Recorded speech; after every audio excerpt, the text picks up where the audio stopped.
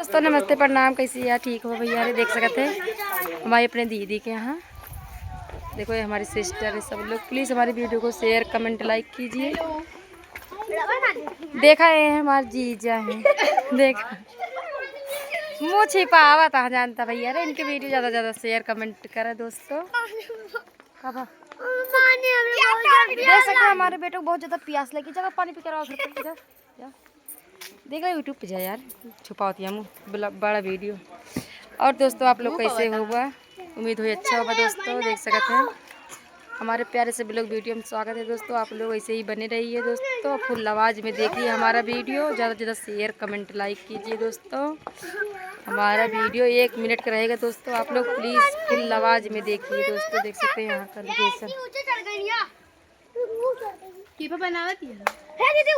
और दोस्तों आप लोग को अच्छी लगी वीडियो प्लीज़ कमेंट बॉक्स में ज़रूर बताना दोस्तों। Bye bye.